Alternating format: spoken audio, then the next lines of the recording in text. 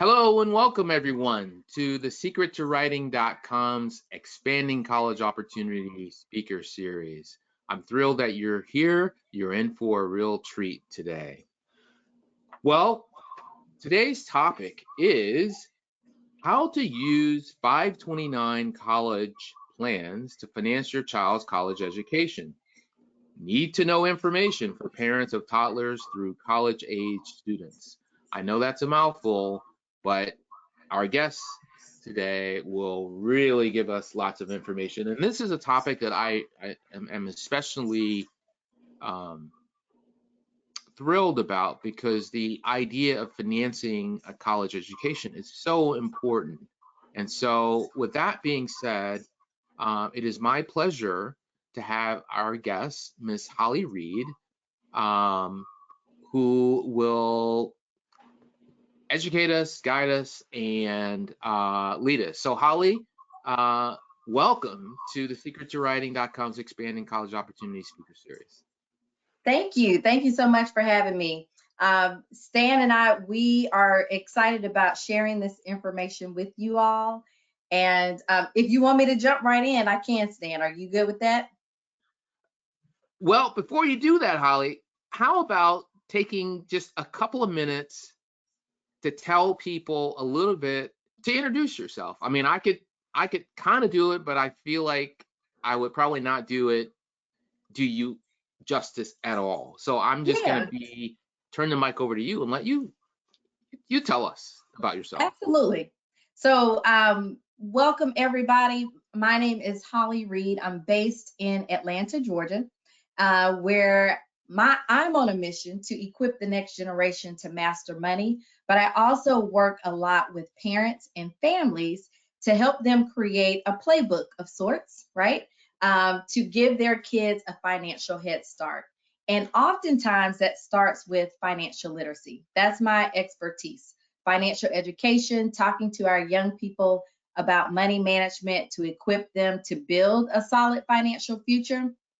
But when talking to parents, there are so many things that we can do as parents to give our kids a head start so that every generation isn't starting from block one. And so that's where I think Stan and I are aligned, right? We want to give you guys some tools, give you guys some cheat sheets, inform you about things that you may not be experts in. That's where we come in, right? To help you, introduce you to different people, introduce you to different vehicles so that ultimately you can achieve the financial goals that you want to achieve for yourself, for your family, right? And so tonight is all about how do we set our kids up in order to pay for those college expenses. Every year, college is getting more and more expensive. And it is becoming imperative that we really figure out and have a game plan well before our kids are ready to go. So whether you have a newborn, whether you have an unborn child, right? Whether you have a sophomore or junior in high school, you are in the right place tonight. And we just welcome you to the conversation. This is going to be really interactive. So I want you to get some typing fingers ready. I want you to pull out a notebook and a pen to take some notes because there's going to be an opportunity to ask questions at the end. And I don't want anybody to miss a beat.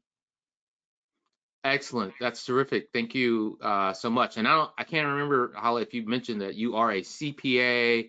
Yes. And Holly, basically she's the real deal.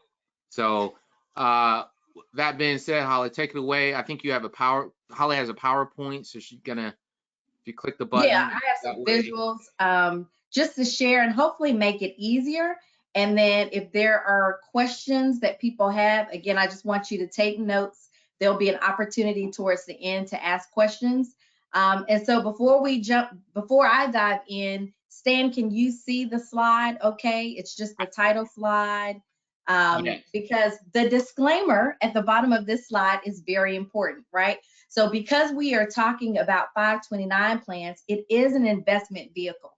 But I am not your financial advisor. I do not know your financial situation. And so depending on what your goals are, what your current financial situation is, I'm not going to give any investment advice. That's what this is not, right?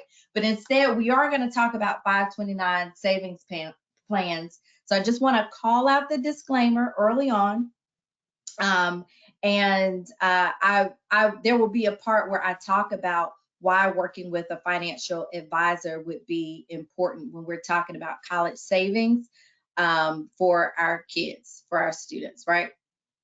All right, so with that, I'm going to jump right in, and I like to kind of start off by just giving a state of the union, like where are we currently? And so I have some recent statistics on the screen that really speak to when it comes to college costs, what's coming out of our pockets. So the very first one, over $12,000 is the average annual tuition among our nation's private K through 12 schools.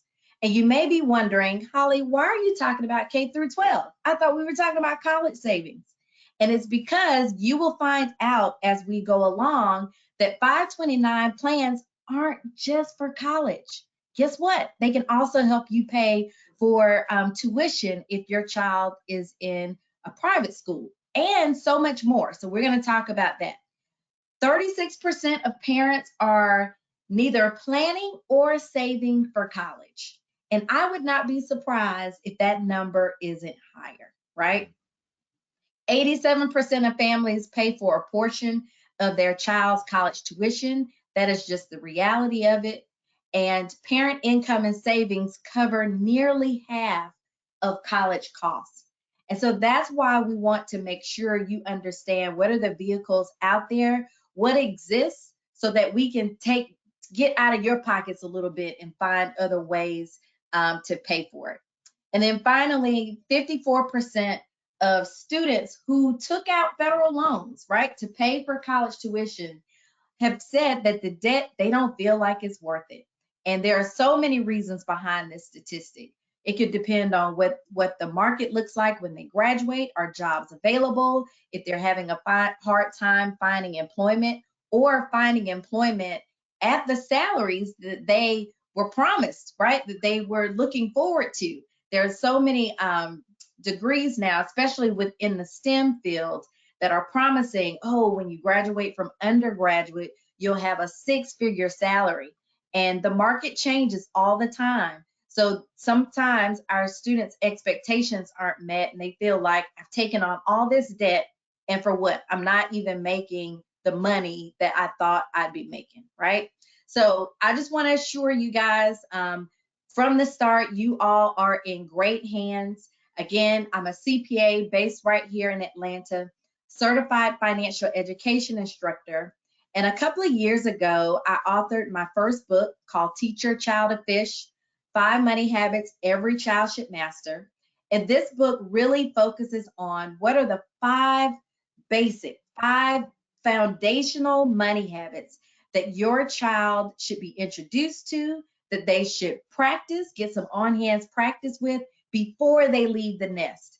Our kids, especially our teenagers, are itching for so much independence, including financial independence. And with that, we as parents become their first financial advisors. It is imperative that we make sure that we are teaching them, talking to them, not just lecturing, but giving them an opportunity to practice, make mistakes. And this book just kind of guides you through whether your child is 4 or 18 on what are the things that we should make sure we are talking to them about before they leave the nest, okay? And so based off of this book, I have spoken to several different parent groups, different organizations that support students, have been quoted in national magazines and publications. But more importantly, my goal is to talk to families who are interested in the information, right? A lot of times we miss out on opportunities simply because we are not aware of it. And so that's really why I'm here today. So I'm going to cover a lot, but I want to make sure that if you have any questions, you can follow me across social media on any platform at themasterplaybook.com. So if you want to take out a note, if you want to pull out your phone real quick, go to Instagram, go to Facebook, go to X, go to LinkedIn, and just type in themasterplaybook.com. You can follow me across at there on any of the social media platforms. And if you have questions, if questions come up after our session tonight, you can DM me. I am a real person. I will answer your question. I am not the gatekeeper here. So I want to make sure that you get your questions answered. But we will also have a dedicated time towards the end. But just in case there are a flurry of questions or we run out of time, then you can always DM me. Let me know that this is where we've met or this is where we've been introduced, and I'm happy to answer your questions. All right, so let's jump into some of the big concerns. So when I talk to parents across the nation, there are a lot of concerns about, am I saving enough? Am I doing enough? Right? What if I haven't started? Is it too late? Right? And you've heard the saying that the best time to start saving is today. The next best time is tomorrow. So listen, it's not too late. So I promise you, even if you have a junior in high school, even if you have a senior in high school, even if you have a freshman in college, I would still say it's not too late. There may still be some benefits that you'll hear about as we go through talking about 529 plans. And so if you have any anxiety, if you're feeling overwhelmed, if you're worried about whether or not you've done enough or haven't started, I just want that anxiety. I want you to release it, because we're going to talk about some things that'll hopefully give you some hope and give you a path forward on where you can go from here. All right. So the first thing we're going to cover today, we're just going to demystify 529 plans. I've already dropped one little gem about how 529 plans aren't just for college savings. Don't know if you caught that or not. We're going to talk about opening your 529 plan. What do you need? What's available? Where you go to find? What are the best ones that might work for your specific family, your specific situation? And then I'm going to make an offer where we can talk about some funding opportunities, ways that you can fund and grow the plan to maximize everything that's available when it comes to saving for your child's college expenses. All right. So if you are ready, go ahead and put a 1 in the chat. If you're ready to dive in, we're going to be talking about first demystifying 529 plans, because I do think, because of the title, it is a 529 college savings plan or a 529 savings plan. It has a lot of misconceptions, but there have been so many advancements and expansions on the definition and how it can be used that's where we're going to jump in first. But just so you are aware, the 529 plan is named after Section 529 of the IRS code. So if you ever want to go do your own research, you could go to the IRS code and look up Section 529. And 529 plans, they started, I think, back in the 80s, but they didn't really gain traction or momentum until early 90s, like 1994, 1996. And into the early 2000s, where families really started taking advantage. And they were created specifically, they were designed specifically to encourage families to save for future educational costs. Now, why were they designed for future educational costs? Because the trends were already showing how reliant families were on student loans. And so they created this tax advantage savings plan to reduce the reliance on student loans. So how many of you guys are familiar with all the different ways that you might be able to pay for school? What are some of the ways you think you can you plan on or have even considered paying for your child's college expenses? If you can, go ahead and drop that in the chat for us. Let me know. And when you put it in the chat, make sure it's to the organizers and the panelists so we can kind of see and take a look. So, how do families currently pay for school?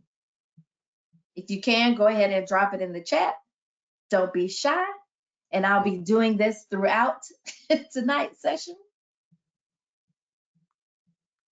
And while you guys think about it, there are primarily 3 buckets of funding when it comes to how families are typically paying for school. And so we're going to talk about one that I know has come to mind for you, right? The first one is scholarships and grants, right? Of course, scholarships and grants.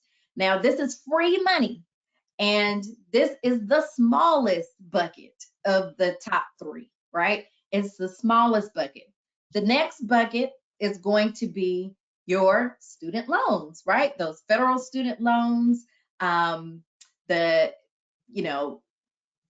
student loans, financial aid. You fill out the FAFSA form and you may be able to qualify for financial aid or student loans. That's the second largest piece. And if you were listening to the State of the Union address, you would have heard what the last one was, right?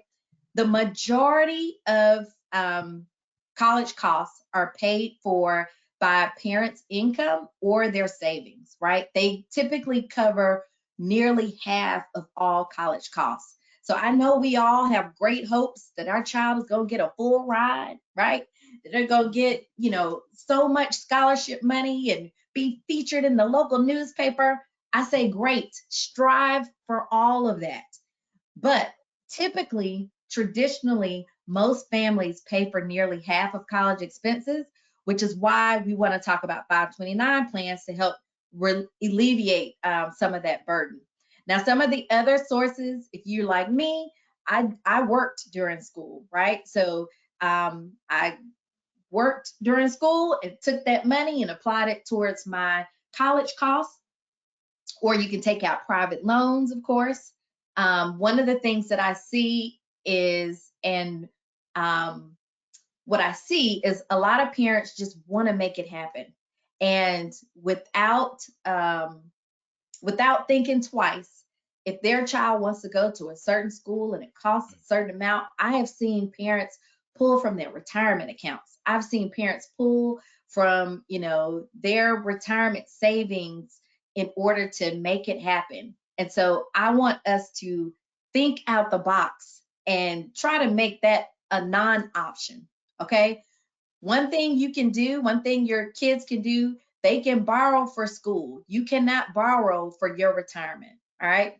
So you have to make sure that you are putting first things first and, trying not to exhaust your financial future for the sake of your kids, because we can find a way for them, okay? We can find a way for them. Now, on average, students are graduating with about $37,000 worth of undergraduate debt. Y'all hear me? Undergraduate student loan debt, okay? Now, we all know that's a lot of money. That's the equivalent putting down a down payment on a house, buying a car, right? So you can do a whole lot with that money. And when students graduate, on average, their student loan debt payments are right around $400 a month. And most federal loans extend for 20 years. They give you 20 years to pay for it. And on average, most students are able to pay it off in 10, but they give you all of that time to pay it off. And you would be surprised at how crippling it can be, especially when we go back to what I was saying before about how, they aren't finding jobs, or they are being paid less than what they anticipated being paid. And so let's dive into what are some options so that your kids aren't taking out as much student loan debt, so that you aren't jeopardizing your retirement savings, or zeroing out your savings for travel or whatever your dreams are, right? In order to pay for these rising college expenses. Now, the very first type of 529 plan, these are phasing out, right? So they're called prepaid tuition plans. Now, the great thing about prepaid tuition plans is that they allow you to pre-purchase tuition based on today's rate. So they allow you to pay today's prices for your child's future tuition. That sounds like a deal, right? So if my child wanted to go to North Carolina A&T, but they're still in middle school, if I wanted to, and this might not be a good example. Let me pick a state that actually has this. Let me be clear. Right now, as of today, there are only 9 states that offer this option, and they are Florida, Massachusetts, Michigan, Mississippi, Nevada, Pennsylvania, Texas, Virginia, and Washington. Those are the 9 states that currently offer prepaid tuition plans. So, giving a new example, if my child wanted to go to Mississippi State, and and the tuition this year may be $15,000 per semester. I could lock in the $15,000 per semester if I opened up a prepaid tuition plan for them in Mississippi today. Fast forward 5 years from now, the semester cost could be $20,000 per year. But because you've prepaid, you are only going to be charged today's tuition rates. So that sounds like a great deal, right? Especially if you are in a situation where everybody in your family went to this school. So it's just a legacy thing that it is already known before the kids are popped out the belly that they are going to go to this school to follow their parents and their grandparents and great grandparents, right? But they come with some stipulations, right? Often there's a residency requirement where the parent or even sometimes the future college student has to live in the state in which this is being offered, right? There may also be, so if your child decides that they don't want to go to Mississippi State or any of the colleges where you are prepaying the tuition, you may lose the benefit of locking it in, but it doesn't all go to waste, right? They will still allow you to use that prepaid, whatever you saved and earned along the way in that account. They'll allow you to use it for qualified education expenses. You just lose that benefit of locking in today's rate for tomorrow's potentially and most likely more expensive rates, right? So again, that's the downside of these. There are only 9 states that offer it. So let's dive into the more popular option, right? The more popular option is the 529, college savings plan. And this is how it works. The adult or the parent, the guardian, the grandparent, they are the account holder, which means they maintain control of the money. So while the account may be for the benefit of the child, the niece, the nephew, the grandchild, right? The adult who opens the account, whose name is on the account, they write the checks, they authorize the payments to the school, and the child doesn't have access to the money, right? The beneficiary, like I said, is that future student. It could be the child, your niece, your nephew. It could be your grandchild. So these, it can only cover qualified education costs, which we're going to dive into in the next couple of slides. And one thing to note that every contribution that you make to the 529 plans is after tax money. So you've already been taxed on it. You take your net pay, you contribute to your 529 plan. And so that means when you withdraw the money for these qualified education costs, the withdrawals are going to be tax-free. All right. Mhm. Now there are limits, and the limit for 2025 is up to $19,000, right? So where can you do this? Every state has a 529 college savings plan. All states have one. And so you want to visit the one for your state. You can also contribute to or open up a 529 plan in other states. So say for example, I live in Georgia, but I go to the site, and I'll give you some references where you guys can go. I'll go to the site and I compare Georgia's 529 plan to Utah's 529 plan. If I think Utah better serves me and my needs, guess what? I don't have to get a Georgia 529 plan. I can open up an account and fund the one in Utah. Okay? And so with these 529 plans, there is a catch. There's always a catch when it comes to making these investments. One, fees can be higher in certain state plans. So you want to make sure you're reading those fine lines, reading the details about how much it's going to cost you. And if you ever decide that you're going to use the funds that you've placed in this account for anything other than these qualified education expenses, there is a 10% federal penalty that you have to pay when it's not used for these qualified education expenses, right? And so there are exceptions, and there are ways that you can get around this 10% penalty, but they're very specific, and I'm going to cover those shortly, all right? But before we get into that, let's talk about the qualified educational expenses and what that actually looks like. So when we're talking about qualified education expenses, every state has their own list. Some of them get really detailed, but overall, the qualified expenses kind of fall in these categories. Tuition, right?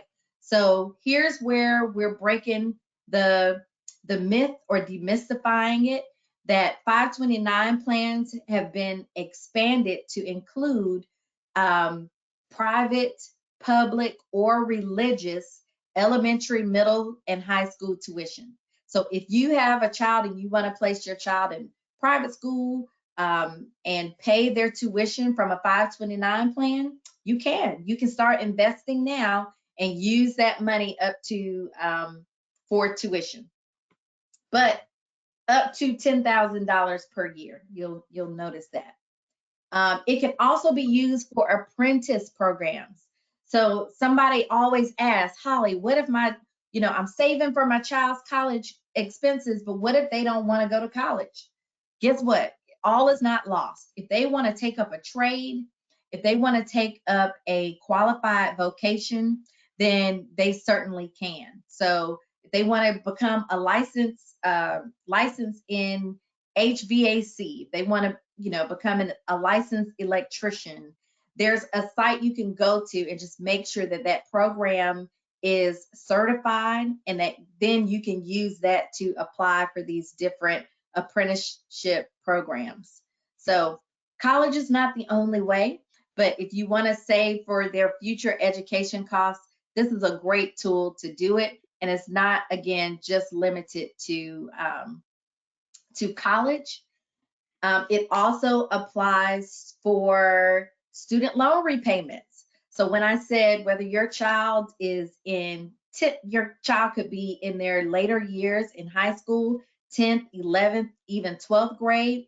If you find that you have to take out loans for those first couple of years, you can still invest in a 529 plan and allow that money to grow, allow for your contributions to be invested in the market, to grow to grow exponentially faster than if you kept it under a mattress or kept it in a savings account, right? When you put it in the market, typically the market will yield better returns, will grow your money faster.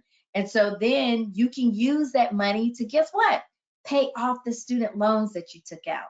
So it gives a little bit more flexibility. The only limitation is really that this particular investment account is just for educational expenses. All right. All right, so here's a chart that I pulled from one of the 529 college sites where it just talks about what is and what's not included, right?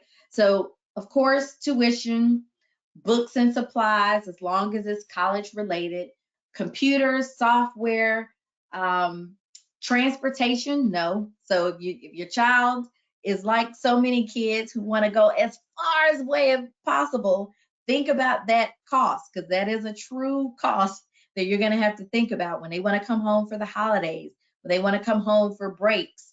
That is not something that can be covered by the contributions or the earnings of your 529 plan. Health insurance, no. But if your child has special needs and they need specific equipment, as long as you have proof of that, there's a doctor's note or something certifiable, then it's okay.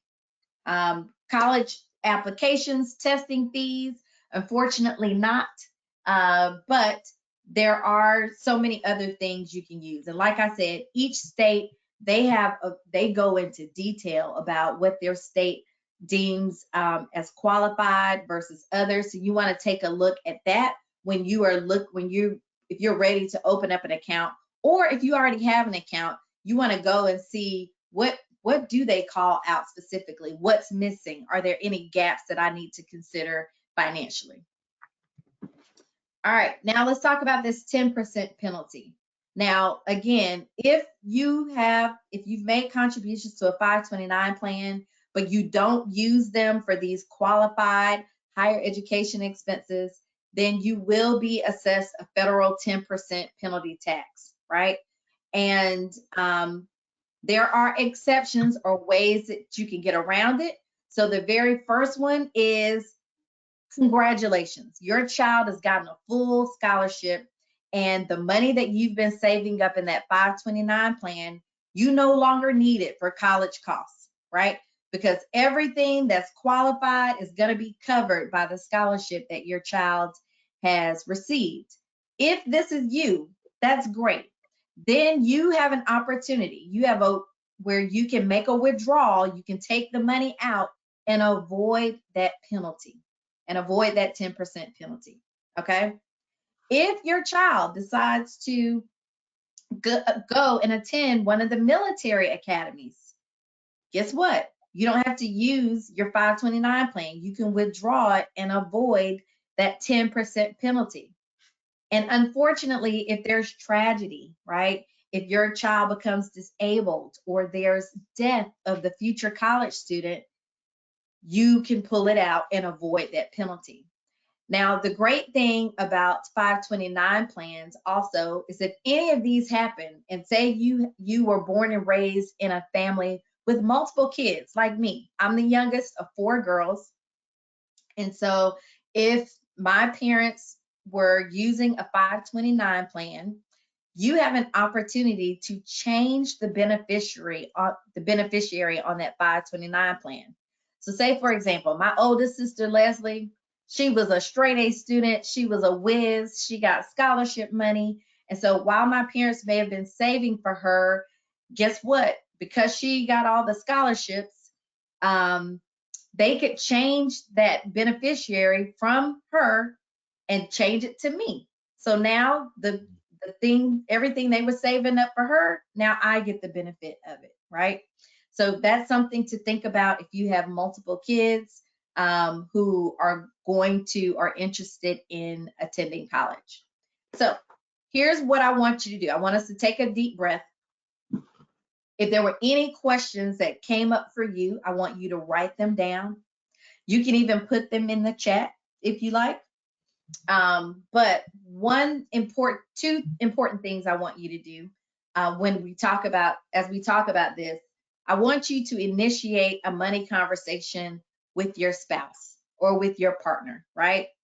Ask, is private school in the future for our kids? Ask your children, what's their dream school? Do they want to go to a private college or a public university, right? Do they even want to go to college at all? You might be surprised at the answer, right? But these are questions and conversations that you need to have well before you get to the 11th and 12th grade. To, do you want them to go to your alma mater? Are they on board with that? Then I also want you to visit your state's 529 plan. If you don't already have a plan, you can just go to Google and put 529 plan and then enter the state that you live in, and then it will direct you directly to your state 529 plan. So you can kind of see the benefits and everything that you would need to see initially to start making a decision on whether or not this is the best choice for your family. All right. All right. Next, we're going to jump into the next topic, and I'm going to speed up just a little bit so we can have time for questions and answers.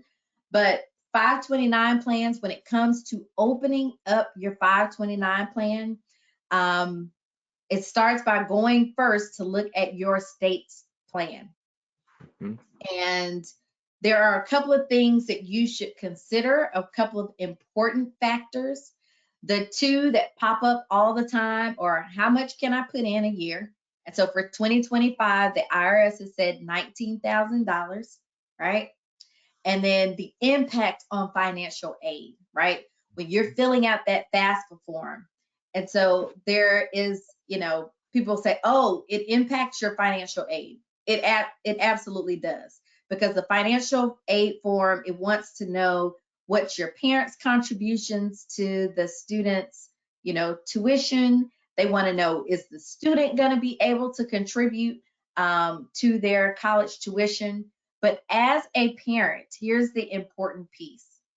As a parent, if you are the owner of the 529 plan, your financial aid calculation is only impacted by less than 6%, meaning your child could receive 5.64% less aid than if they didn't have one at all, right?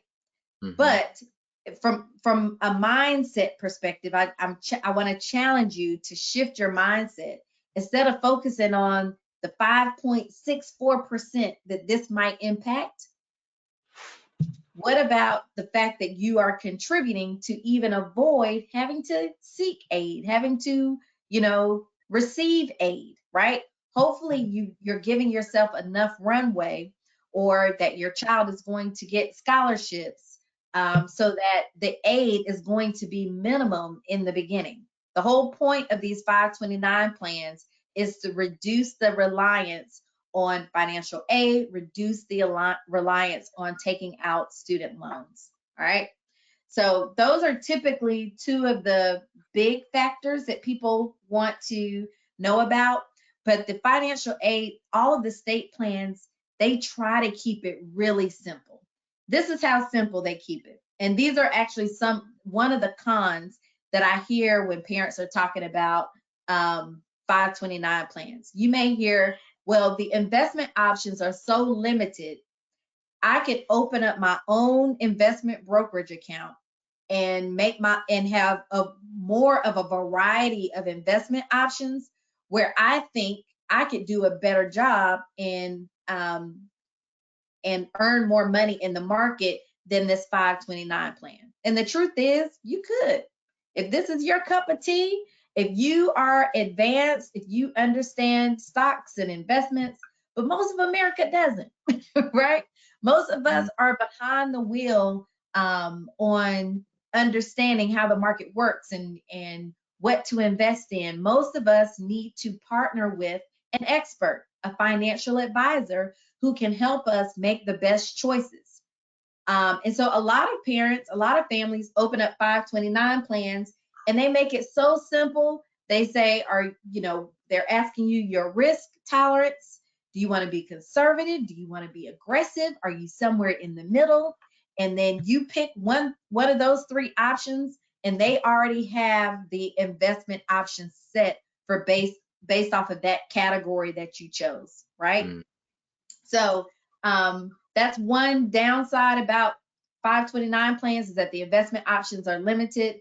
You may have fees and expenses, and so you'll be able to choose when you open up an account whether you want a direct sold or an advisor sold 529 plan. Direct sold just means that you are you're making an investment directly with the 529 plan manager. Advisor sold is, say I go and open up a 529 plan through Fidelity or through Charles Schwab, right? So with the advisor sold, you're going to have the benefit of having an expert who knows these plans, who can tailor it and customize it. They probably have more investment options, but they're going to, you have the benefit of their advice and their expertise as an investment professional. But what comes with that also is that you're also probably going to pay a little bit more in fees, right? So it's just things you need to be aware of. Advisors sold plans tend to be a little bit more expensive, but every plan typically has some kind of state tax benefit. There's flexibility, meaning it's easy to change the investment. Is it easy to change your beneficiary? You want to know what the withdrawal rules are. So these are just some of the things you want to consider when you are looking at a 529 plan. So I'm going to give you a quick overview. So with all the states having a plan, there are currently 4 states that do not offer a state income tax deduction. That's California, Hawaii, Kentucky, and North Carolina. So if that's important to you, then you want to know, okay, I'm not going to go to any of those.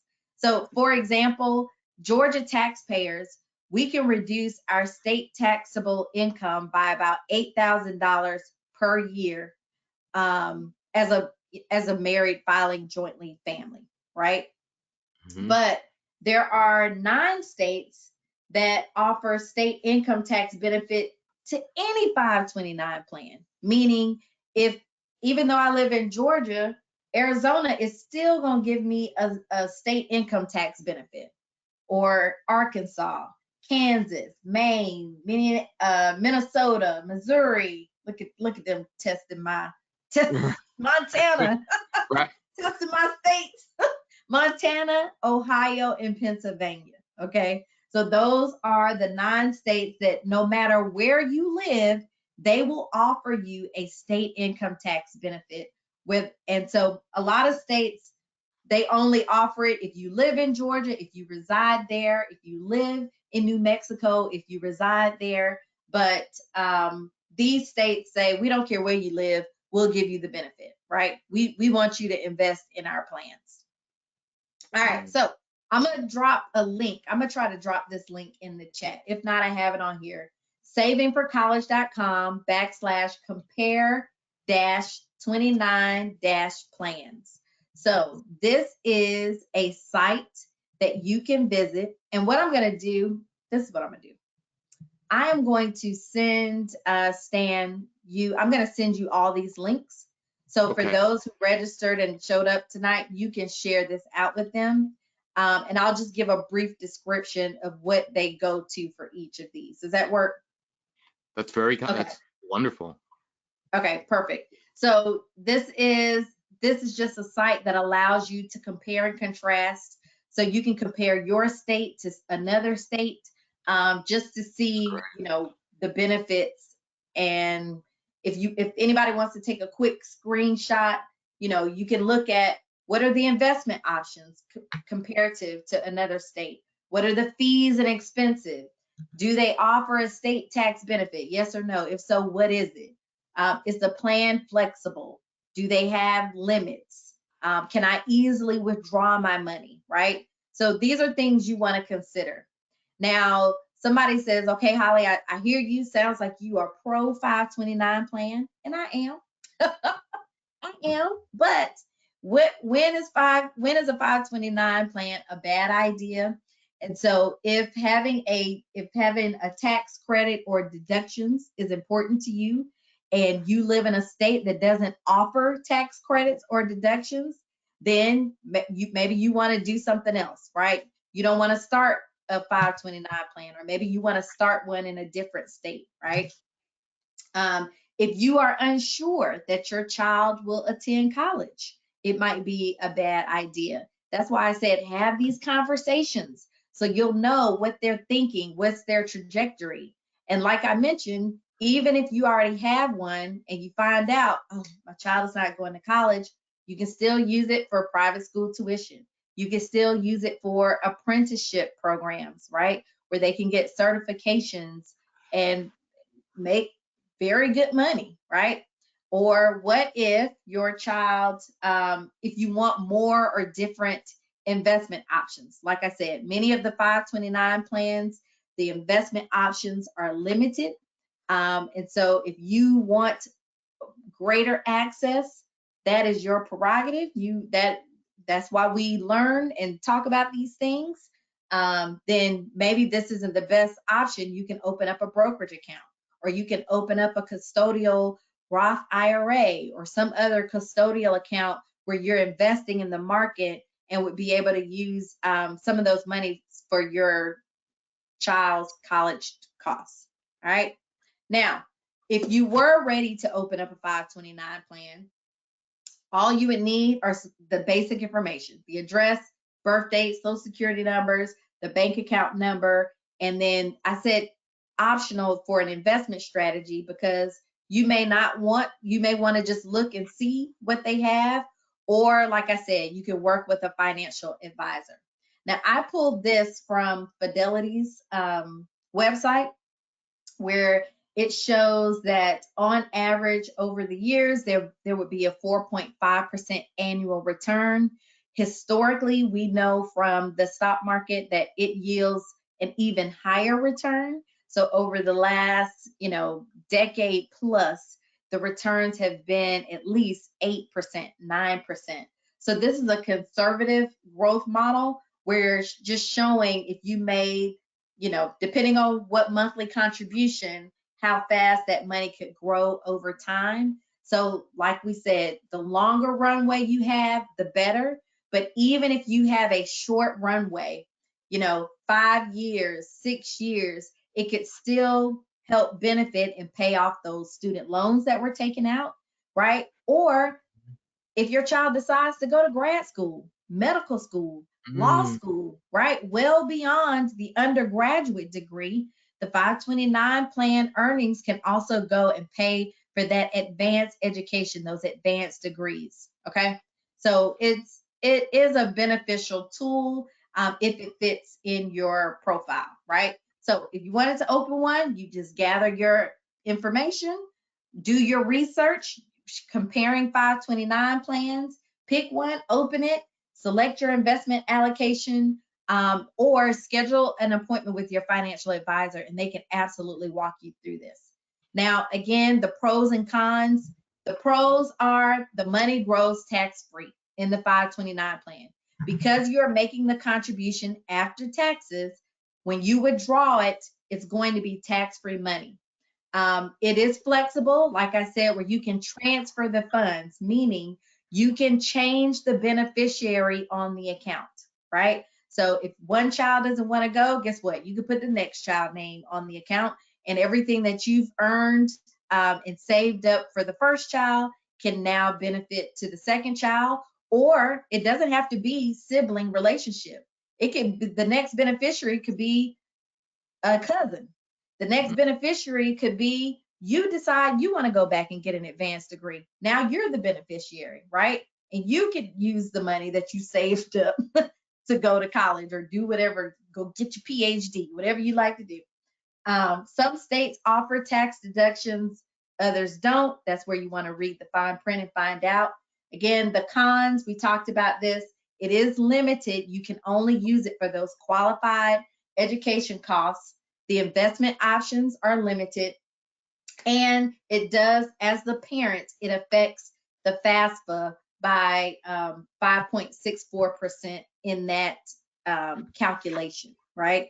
Now, comparatively, let me tell you, if the 529 plan was in the child's name, your FAFSA would be affected by 20%. So you want it in your name, right? You want it in the parent adult's name and have the future student as the beneficiary so you don't get hit as hard. The other thing they changed this last year. If you have grandparents, there's a grandparent who wants to open up a 529 plan for their child, guess what? The new FAFSA form doesn't ask about grandparent contributions. So guess what? It doesn't hit FAFSA at all.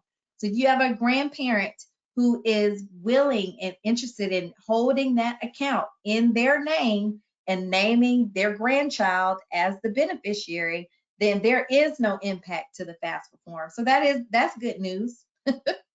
Okay, and so finally, trying to get to the question. So this was a question that I got. They were like, hey, is there a comparable tool outside of a 529 plan?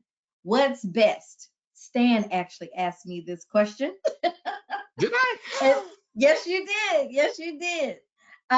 You said, are 529 plans the best way? And so there are always other options. There you can have your own brokerage account, like I mentioned earlier. You can have a Roth IRA. You can open up a custodial Roth IRA, and there are other custodial accounts that you can open.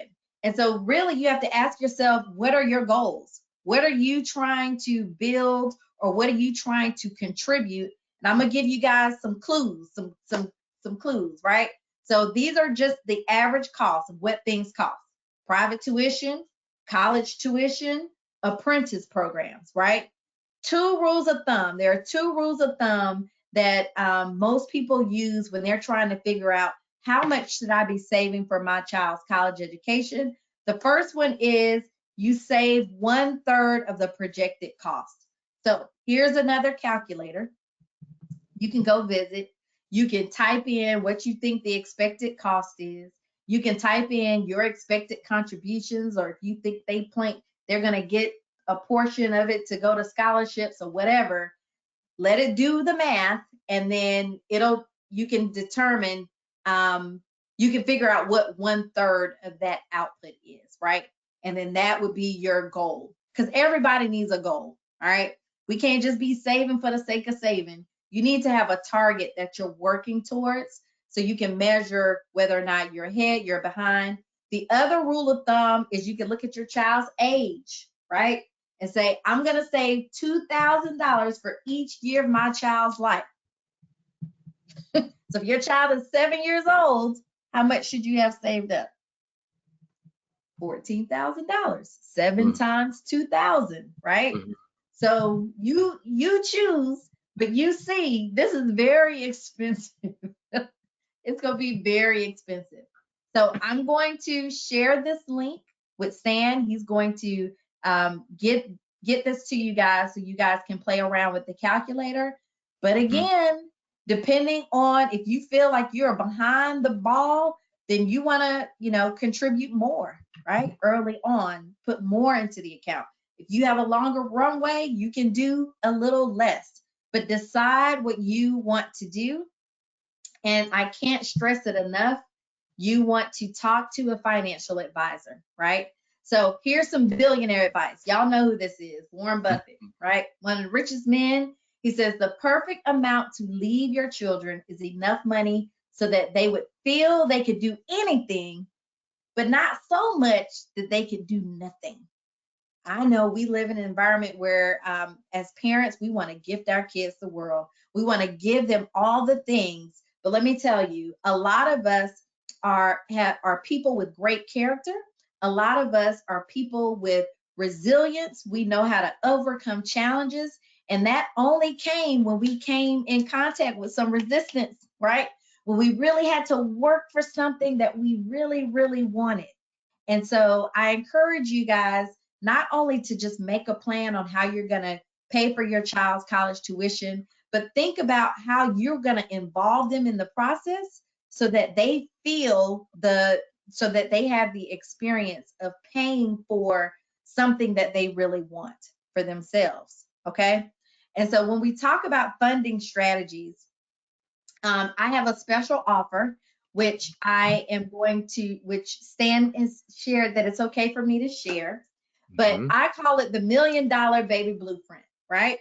And so because there are so many different vehicles, I've taken three. I've taken the 529 plan, the Roth IRA, a brokerage account, right? Like, how can you use all three, a mix of all three, to create $1 million nest egg for your child, right? Mhm. So these are all vehicles that we currently have available, and each strategy is reasonable. I'm talking to parents who have multiple kids, right? And so we want to make sure that you are maximizing the growth of your hard-earned money, right? So that you can, again, leave that nest egg for them with just enough where they think they can do anything, but Mhm. not too much where they do nothing. We want to keep them motivated and thinking about themselves, right? So if this is something you are interested in, you can visit our store at shop.themasterplaybook.com. Again, shop.themasterplaybook.com.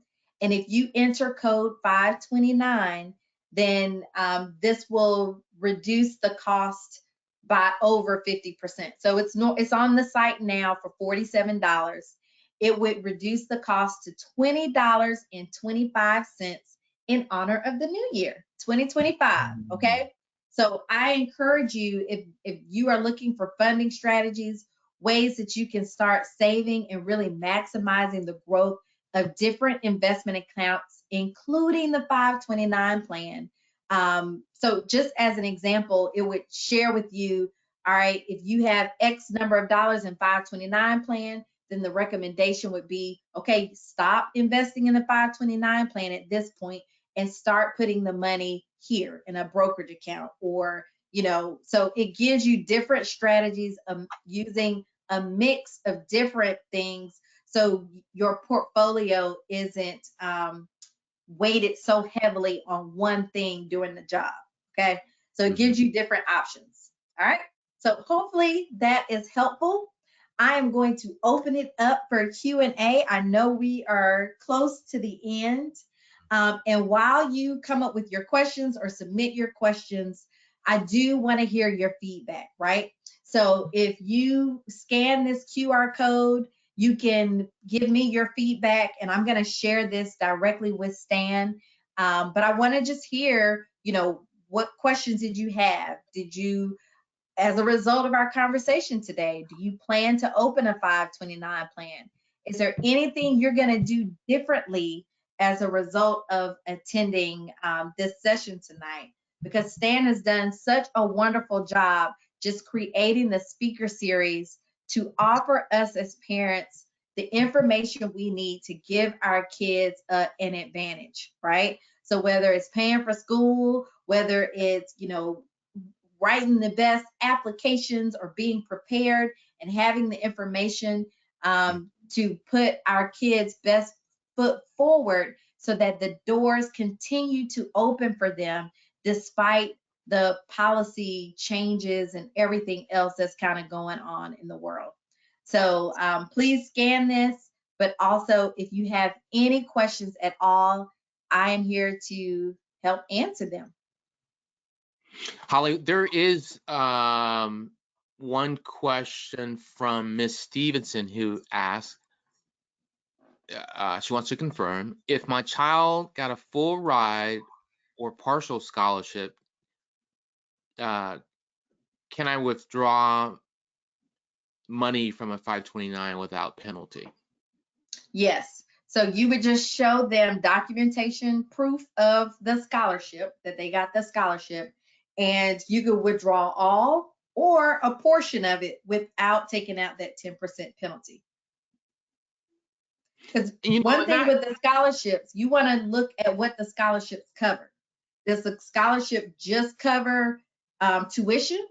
because there are other qualified education expenses like books, supplies, computers, software, lab equipment that you, depending on what they're studying, that they may need those 529 funds for. But that's where you're going to look at what does the scholarship cover, and will the 529 plan close the gap on anything else we might need related that would fall into this qualified education expenses category. So Holly, I have a question for Yeah, you, just to get a little bit of clarification. And you might say I'm asking for a friend. If I'm a parent and I put my hard-earned money in the 529, and I have a situation where, for example, my child needs money to travel, which is technically and it's not a qualified expense. correct. So if I just go to this 529 plan and I say, I know I need the money, and I mean, how's anyone gonna know, where I'm gonna do with the money? So Again, that's where, I'm asking for a friend. I didn't, this is nothing I would want to know. I'm just asking. yes. So when you make withdrawals, Yeah. you may have to fill out a form and say, what is it being used for? You may have to list it, and different states have different requirements where they may say attach the documentation, attach the proof, attach the supporting documentations, so that we can confirm and verify that this is what it's actually being used for. And so, so you may have to do that, right? Right. Okay. Okay. Okay. Okay. All right. That's helpful. That's good. I just want to know. And where can people, I have a copy of Holly's book, Oh, and this is wonderful, and I love it. I mean, your whole presentation is just amazing. It's just fantastic. And I know I'm just going to speak for all the folks out there. I know you all were impressed with her just because. But where can parents get this book? What do they do? I can't remember how I went yes. somewhere and got it. Yes, you can go to our site at shop.themasterplaybook.com, or you can buy it at Amazon or anywhere books are sold. So, yep, that's easy breezy. Shop.themasterplaybook.com, or you can buy it at Amazon or online anywhere books are sold. Barnes and Nobles, Walmart.com, all the big Okay. retailers should be carrying it. Okay. And then one other thing, I know that I gather that you're very, very busy with your time and schedule and so on. But let's say I wanted to reach out to you for consulting, like for some type of advisory help on this. Do you Yep. do that? And if so, how does that work? So I do not, but I have a list of approved referrals. So if you want to work with a CPA or a financial advisor on your personal situation, I can definitely offer a referral. Okay. And how would families Oh, yes. find that information? What do we do? Yep, you can just email me. You can email me at Holly, HOLLY, at themasterplaybook.com. Or like I said, if you're following me across any of the social platforms, shoot me a DM. Let me know that you attended tonight's speaker series, and I would be happy to send you that list. So happy to be a resource of information for anyone who might be interested. Okay, and then one person wrote in and this is one last question, and we're a little bit out of time. We are out of time. Okay, so I don't know if it is. Miss Marshall, if I have Georgia 529 in my daughter's name, can I change it to mine. Yes. If you want to be the beneficiary, you can absolutely change it. So there are, with each state plan, they may have different rules on when you can change it, or how soon. So for example, some plans say, to change, you can only change a beneficiary within a 12-month period or something like that. But you can change it to your name. If you want to become the beneficiary and be the student, or then you can change it. That's great. Yeah. Well, on behalf of the audience, and certainly on behalf of the secrettowriting.com expanding college opportunity speaker series, let me just pause here and say thank you, Holly, for today's session and giving of your time to share this information. Knowledge is power. Yeah. And then really starting early with saving really makes a big difference. I've seen a number of situations where families who are very well intentioned will, for whatever reason, your child gets to senior year and you're applying to college, and then the reality sets in when the college says, "Oh, great, we want your child," and then, "Oh, by the way, we need about 50, 60 of your after-tax dollars," or whatever that number might be. That is a tough reality to face, and all it takes is really that starting early and putting just that little bit of money there. Even if you think to yourself, how am I going to get 70, 80, 100, $250,000? But just think, if you just save some money along the way, that money could help with transportation. When you're trying to work out everything else, but then you say, gosh, at least I don't have to pay for this plane ride, or I don't have to pay for these books, or this new Apple, version, whatever is going to be out there, or the new robots that are coming, because you Right. have some money. It's better to have some money than no money. I used to hear that when I was growing up. Some check, whatever it was it something is better than a blank check. Anyway, enough of my pontificating about these things. Let me again just thank you all for taking the time to be with us. Thank you, Holly, really so much. This was really, really, really phenomenal.